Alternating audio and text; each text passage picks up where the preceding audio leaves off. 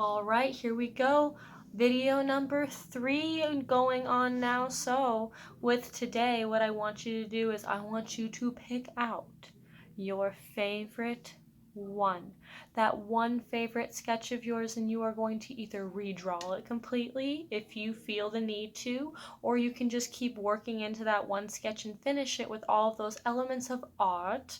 And when you use those elements of art and you're using them multiple times, you are going to be demonstrating the principles of design. So I want you to make sure you are thinking about those things while you are creating your very final found object drawing. Don't forget to take pictures of it and send it in so I can see what you're doing.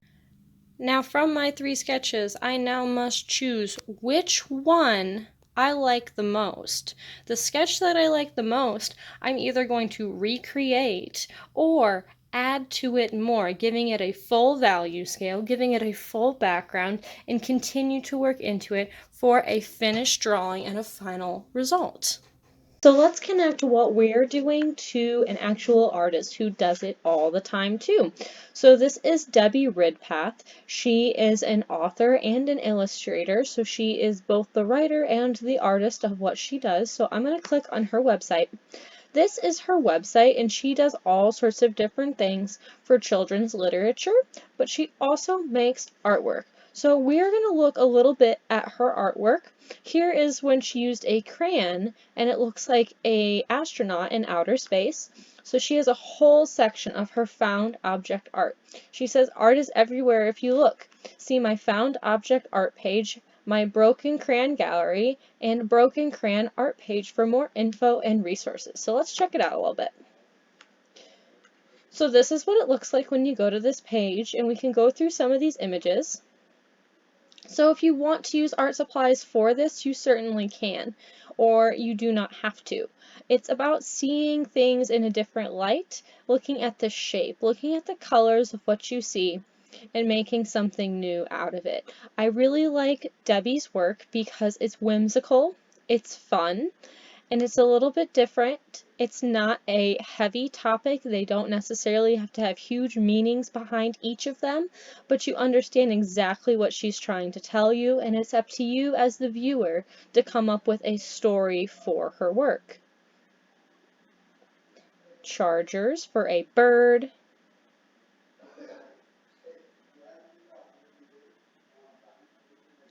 If you notice, some of these have backgrounds, some of them do not. I love this one with the beads and the eyes and the different expressions and personification that is shown.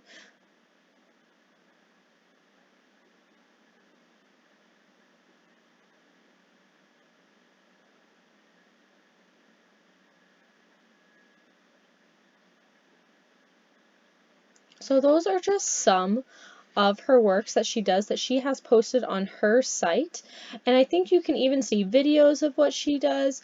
There's interviews of what they've done as well. So she is a really fun individual to look at to get more of an idea in a different way. I can go back to the Google page and we can look at pictures of her a little bit. So she's quirky, she's fun. There's her with some of the characters that she's created herself. One of the books is called Naked! Keep in mind, these books are for children, so there's nothing weird about it. Ruby Rose. Where are my books? All sorts of different things that she does for children's literature, but she is also an artist, which is something very fun to see. She is 58 years old, born in 1962. If you find any other artists who also do found artwork, then please send it to me and let me know, and we can share it together too. Here are some of the ones she does of broken crayons. So if you want to use broken crayons for yours, by all means, go for it. She even has little bios about them underneath, it looks like, and series that she does. Color is important for how she's displaying this. She's using the color crayon that she broke.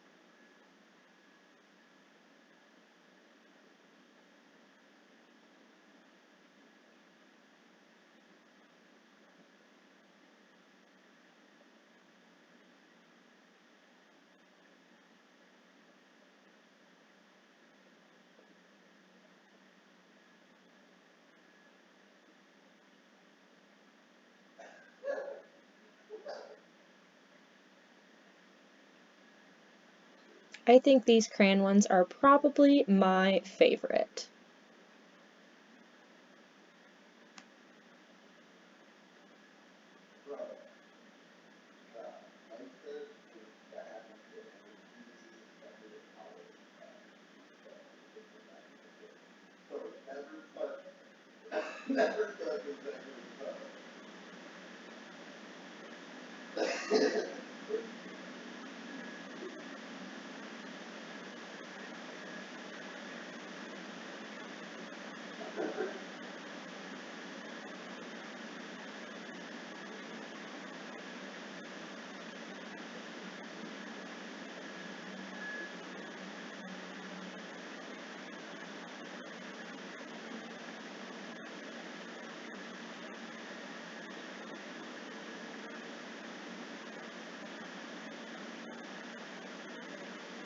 And there we go. So that gives you a really nice idea of what one artist does with found objects that she finds. Here is the sketch I liked the most that I used with the yarn, so I decided to recreate it and work back into it a little bit more to make a final drawing, and this was my result of what happened with that. And I thought about my composition. If I really wanted to, I could go back in and I could add more color, or I could add a background. I could even add more value. I used a little bit of hatching in there, a little bit of color for that emphasis, a principle of design. Constantly think about those elements and principles to make the strongest work that you can. And again, you can either make a brand new one like I did and work into it, or you can keep going into your first sketch. Cannot wait to see what you end up doing with yours.